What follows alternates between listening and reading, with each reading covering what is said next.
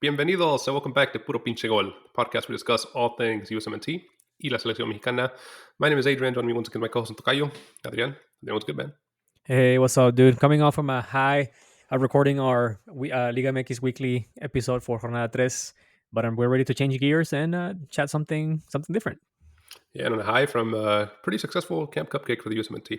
Yes. That's the point of this video today. Adrian, I don't know if you saw it, but it has since been deleted. It was a comment that was left on our previous video or reactions to the Usmnt versus Costa Rica in Camp Cupcake. Somebody mentioned, and I don't know why he deleted it. We like interacting with you guys, so I think we're going to comment on it. But it was saying that I'm gonna paraphrase because it's since been deleted. But like the guy mentioned that I don't know why you guys keep calling it Camp Cupcake or why people keep calling it Camp Cupcake. It's kind of disrespectful to the players that bust their butts off to get called to the USMNT and represent their country. It should be called and taken more serious. So Adrian, that's kind of the point of this video.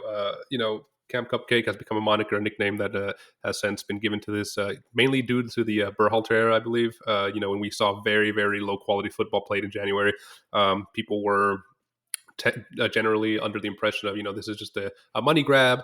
This is just to fill TV deals, and why are they playing this during a non-FIFA sanctioned window with just MLS players, right? Before we kind of discuss the meat of the potatoes here, what your thoughts on Camp Cupcake as somebody kind of looking at it from a Mexico point of view, right? That you just started following Camp Cupcake 2 or 3 years ago. What are your thoughts? I think we've briefly discussed this previously. And my take on this is, I think it benefits the national team if the national teams, if the national team in this specific situation,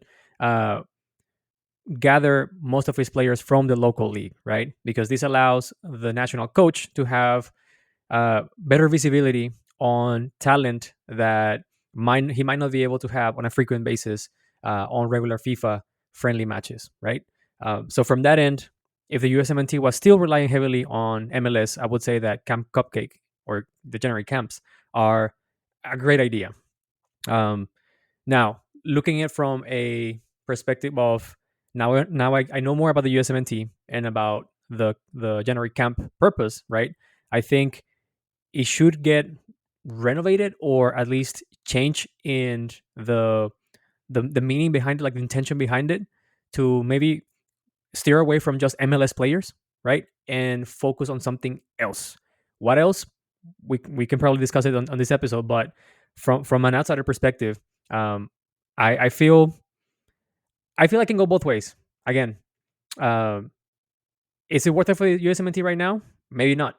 Can you make it worth something for the USMNT? Maybe yes. Yeah, I mean, we've seen it. We've seen quality players come out of this camp, right? That were discovered here initially. Players that went on to have successful careers in either Europe or with the USMNT.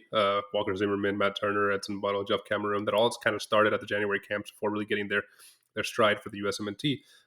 So there is maybe some point of it's good spreading that net and seeing more people from the MLS that maybe you wouldn't otherwise see if you didn't have this camp.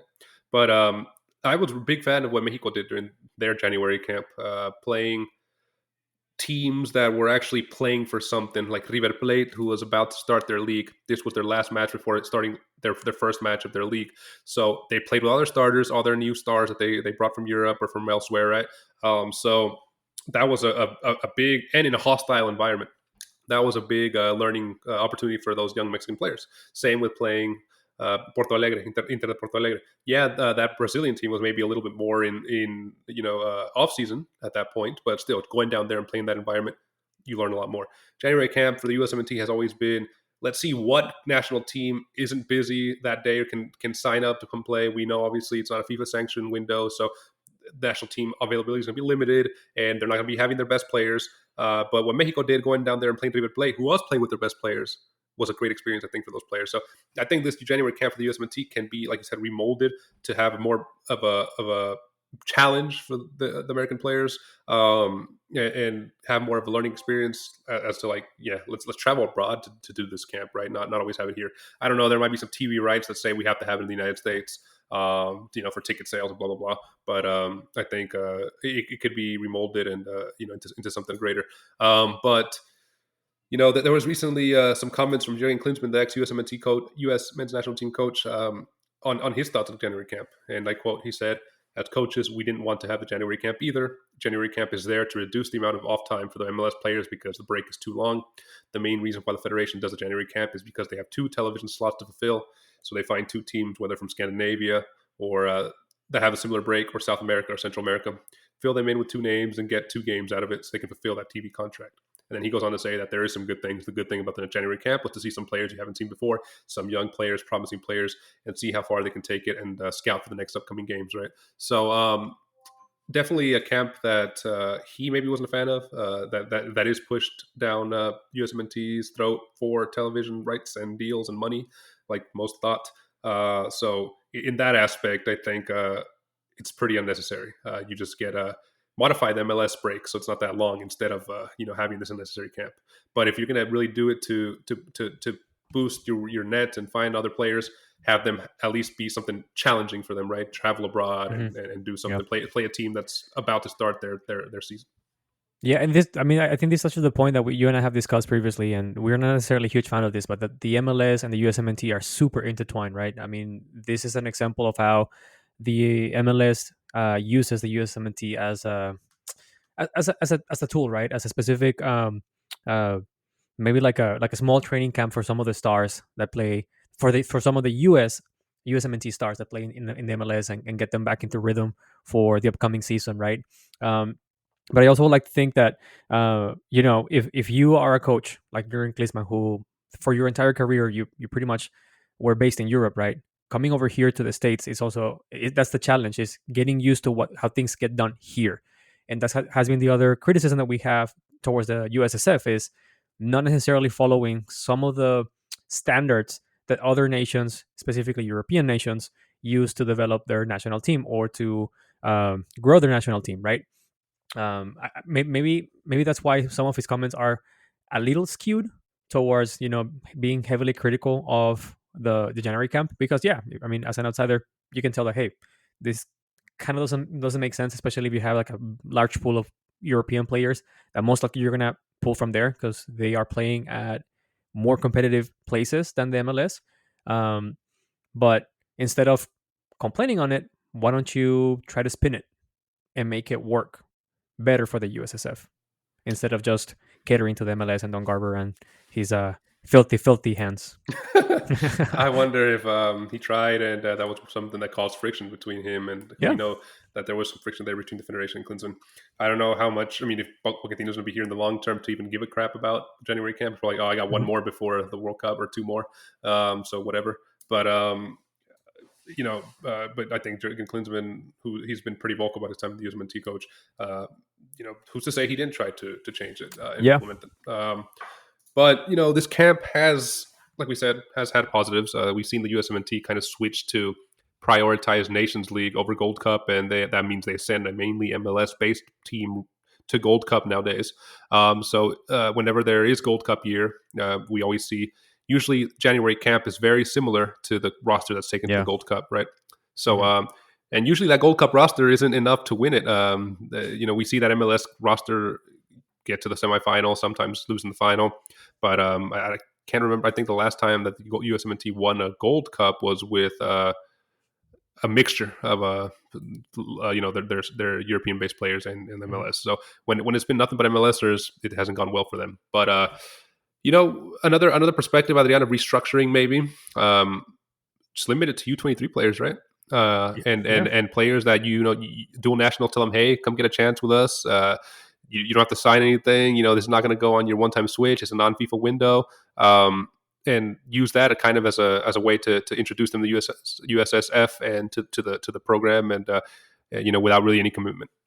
Yeah, I think that will be a great idea and a good way to go for this January camp.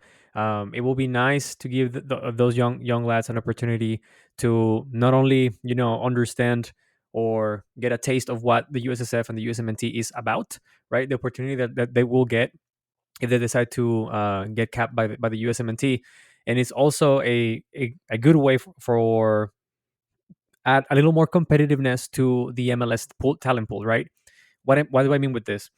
If you are a US player, an American player who plays in MLS, and you are a star for the MLS, you most likely will have a spot in the January camp, right? But if you open the doors for dual nationals or under 23 players who might be on the MLS Next Pro or playing for the USL, right? That most likely will not get a chance, right?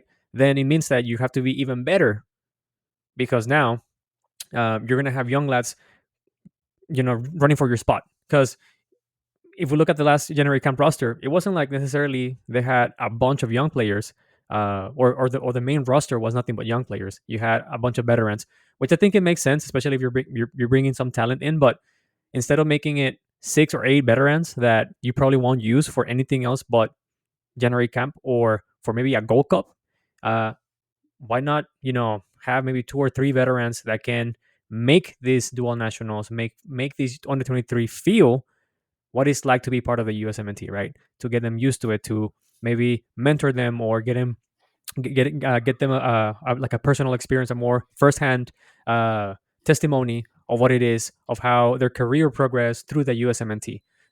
So this is what when I said that, you know, you can make this work for the USMNT in a way better place. Like this specific camp has a lot of legs, and I don't Mhm. think the USSF it's making the best out of it. Yeah. Yeah, I agree with you. I think make it a U23, and because we did see a lot of young players, but if we look at the roster, so a lot of the old players saw game time as Hmm. well. With Walker Zimmerman, Exactly. Zach Steffen, Tibri, Miles Tim Ream, Robinson, Shaq Moore, right? A Ryan lot of White. minutes, yeah, that younger players could have gotten opportunity. Hmm. But no, yeah, I think to the commenter's comment that we discussed at the beginning, I kind of agree. I mean, I think that stigma of calling it Camp Cupcake came through very poor performances for like 3 or 4 years in a row under Triple Hmm. G's guidance. When they lost to Slovenia, and just very poor performances, and very poor, not just the results, how they were playing. If we look at our comments from the previous video of USA Costa Rica and USA Venezuela, man, people were hyped, dude. Hmm. It was a successful Can Cupcake. People were enjoying how the team played.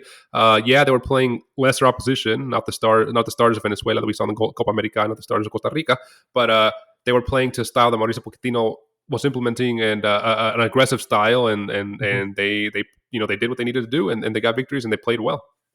Yeah, and I think that's one of the things that we all liked about it is that regardless of your thought, if you think the January camp is great or is bad, right? This goes to show what a big difference it makes having a coach that is contemporary, that understands the game at a different level, that has a different idea on how to take advantage of the talent of the talent of the squad that he called up, right? I think that just goes to show the huge gap in performance difference that we see from Triple G to someone world class like Pochettino. And how stagnated the USMNT has been for the last 2 years. But Exactly. that is a topic for another video. Adrian, Yes. Camp Cupcake concludes 2 victories for the USMNT and 2 positive performances that I think have a lot of people maybe look towards the next Camp Cupcake with more anticipation and Yes. more happy thoughts. But Adrian, as we wrap up this episode, brother, where can the listeners find us, dude? They can always find us on YouTube. Don't forget to subscribe, hit the like button, and turn on the notifications. You can also find us on Apple Podcast, Spotify, or wherever you get your podcast on. Last but not least, you can also find us on TikTok and Instagram. We post memes, latest news, and shorts of our episodes. Yes, follow us on your preferred social media platform of choice, and let us know in the comments below. We like interacting with you guys. If you had to change one thing about Camp Cupcake, the January camp for the USMNT, what would it be? How should Pochettino approach the upcoming, future January camps? To try to make them more meaningful and more productive for the USMNT. Let us know your thoughts on this and USMNT's performance on this 2025 January Camp Cupcake in the comments below here on YouTube. At the end, good episode. See you next one, brother. Take it easy.